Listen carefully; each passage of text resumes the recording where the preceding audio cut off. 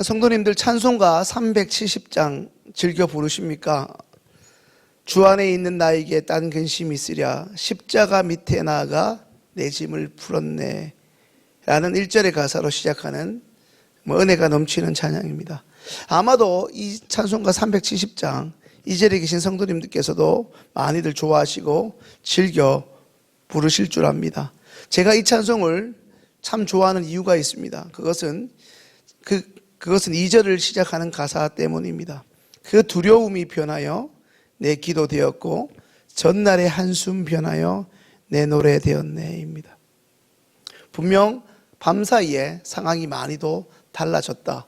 신앙의 고백으로 하면 상황을 많이 하나님께서 은혜로 바꿔주셨다라고 해야 더 정확할 것입니다.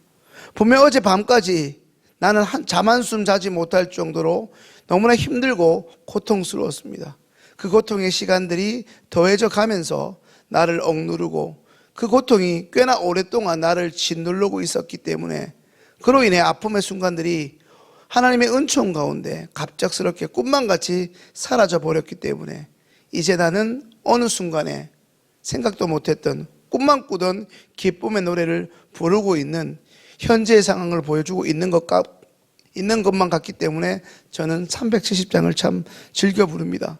이것은 이 기쁨의 노래를 부르게 될 것이라고는 전혀 상상조차 하지 못한 상황과 현실 세계에서 일어난 일을 노래하고 있기에 어쩌면 오늘 시편에서 말하고 있는 구원의 노래라고도 할 수 있을 것입니다.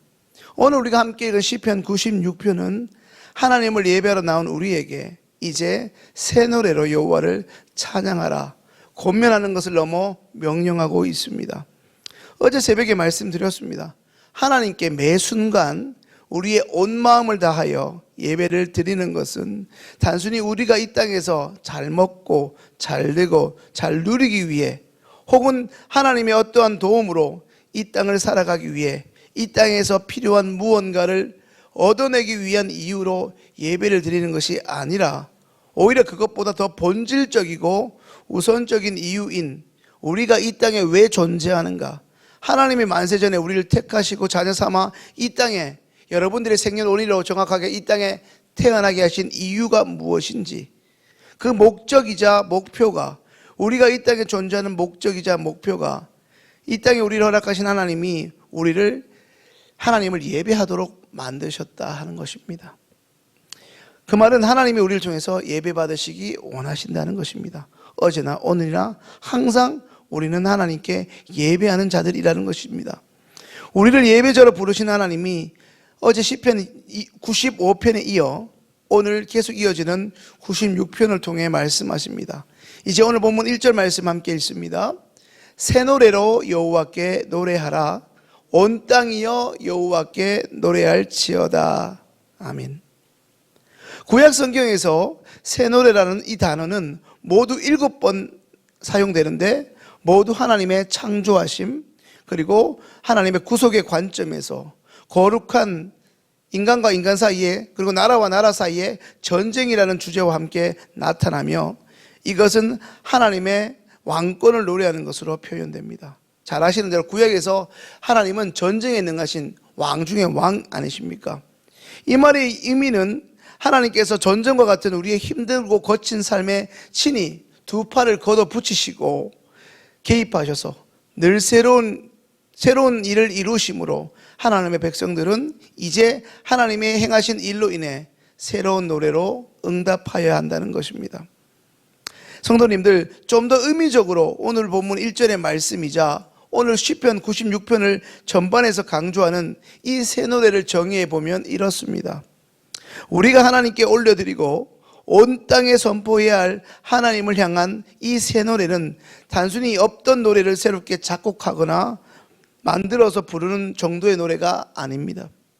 성도님들, 오늘도 우리가 살아가는 이 세상은 그 기한이 정해져 있는 유한하며 그 안에 존재하는 사람들은 어쩔 수 없이 그 유한한 세상의 가치 속에 사로잡혀 살아갑니다.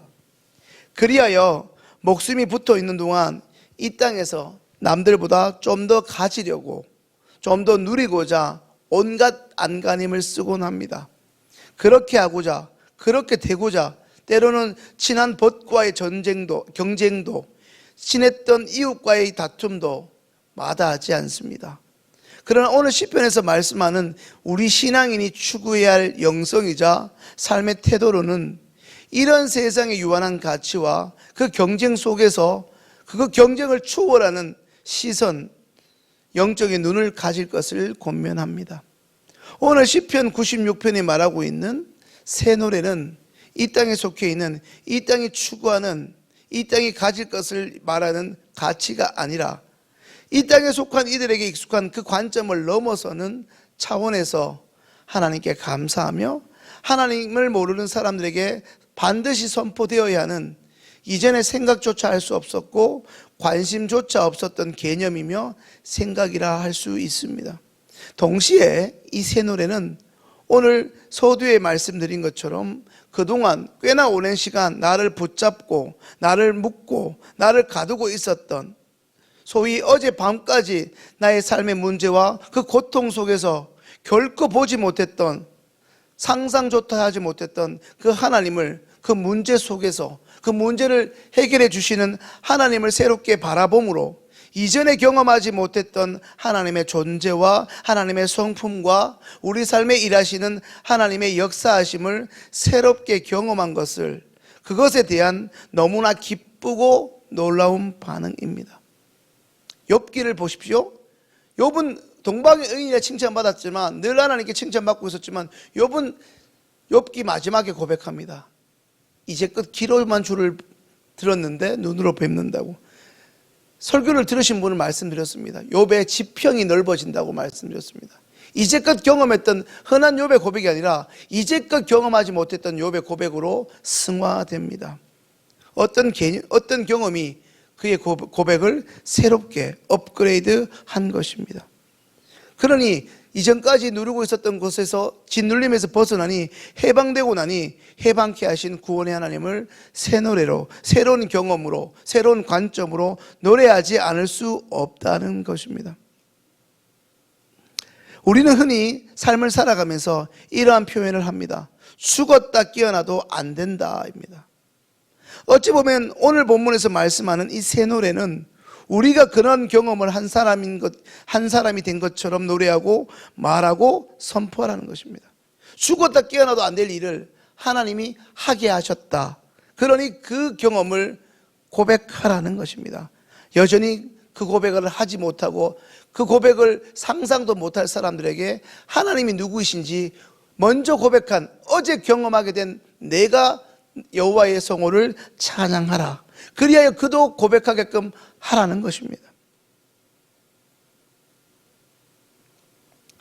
쉽게 말하면 이제껏 교회를 다니긴 하였지만 하나님이 계신 것과 전혀 무관하게 예배 자리에 나왔고, 하나님의 은혜가 도통 뭔지도 모르고 예배 드려야 하니까 드렸지만, 어느 순간 어떤 계기로 하나님의 존재와 하나님의 은혜를 실제 존재하는 것으로 경험하고 나서야 비로소 하나님을 인식하고 그 하나님을 대하는 이전과 전혀 다른 삶의 방식, 삶의 변화를 새 노래라 할 수 있을 것입니다. 오늘 시편 96편의 7절부터 13절 마지막까지를 살펴보면 우리가 단 한 번뿐인 이 세상의 삶을 살아가면서 왜 이 땅의 유한한 가치, 다시 말해 흔히 말씀하시는 그 썩어져 가는 것들에 붙들려 살아가지 않고 오히려 그것들을 초월하여 무한하고 영원한 하늘나라의 가치를 소망하며 살아가는 이 새 노래를 날마다 불러야 하는지, 그 이유에 대해서 말씀하고 있습니다. 그것은 오늘도 이 자리에 나와 하나님께 예배하는 우리의 아버지 창조주 하나님께서 여전히 세상을 다스리는 왕이시기 때문입니다.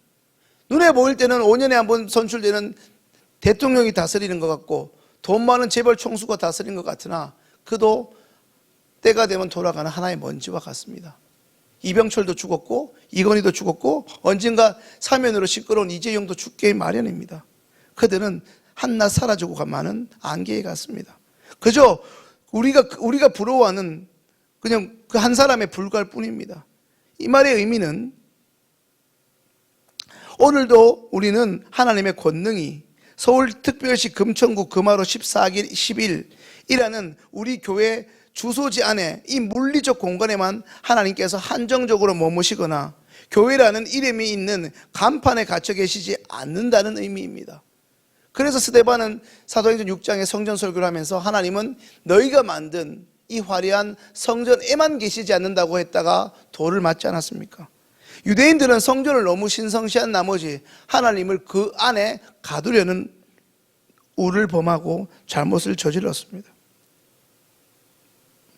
오히려 하나님은 우리가 전 세계 온 땅과 천하 만물을 창조하셨기 때문에 왕이시며 지금도 변함없이 이전의 창조의 질서로 지금도 우리가 속한 이 금천구와 서울과 온 세상과 온 땅을 다스리기에 왕이신 것입니다. 그리고 흔히 우리가 습관적으로 알파와 오메가의 하나님이라고 고백하는데, 다시 말해 처음과 나중이라는 말을 사용하는데, 창조주 하나님이신 동시에 심판자로 이 땅에 다시 오실 것이기에 우리 하나님은 여전히 우리의 왕이십니다. 그러니 우리는 이 땅에 갇혀 이 땅의 가치에, 이 땅의 습관에, 이 땅의 사람들이 매료하는 돈에 사로잡혀 이 땅의 사람들이 연연하고 두려워하는 것들에 결코 종로로 돼서는 안 되는 사람들인 것입니다. 이것이 성경이 말하고 오늘 시편 96편을 통해 강조하는 우리가 붙들어야 할 삶의 영성이자 우리가 불러야 하는 새 노래인 것입니다. 이제 오늘 본문 2절과 3절의 말씀을 함께 읽습니다. 여호와께 노래하여 그의 이름을 송축하며 그의 구원을 날마다 전파할지어다. 그의 영광을 백성들 가운데에, 그의 기이한 행정을 만민 가운데에 선포할지어다. 아멘이십니까? 성도님들, 날마다 때마다 하나님의 이름을, 하나님이 우리의 인생들을 통해 하신 일들을 선포하고 자랑하고 있습니까? 아니면 하나님이 계신 거 맞냐 하면서 억울해하고 답답해하고 있지는 않습니까? 그러지 못하고 있다면 그 이유는 또한 무엇입니까? 시행의 성도님들, 이제 우리는 새롭게 보아야 합니다. 여전히 구습에 얽매여 있고 고통에 사로잡혀 있다 할지라도 우리 하나님이 지금도 통치하시니, 지금도 우리가 아버지로 고백하시는 하나님이시니, 우리는 이 현실에 묶여있지 않고 현실을 초월하는 눈으로 하나님을 바라보며 하나님이 원하시는 새 노래를 불러야 합니다. 더 정확하게는 삶의 현실이 여전히 암울하다 할지라도 우리는 주의 명령대로 날마다 새 노래로 하나님을 노래할 수 있어야 합니다. 하나님이 우리를 구원하신 그 이야기를 들려줄 수 있어야 합니다. 그것이 우리 시흥교가 지향하는 아름다운 이야기를 들려주는 교회가 아니겠습니까?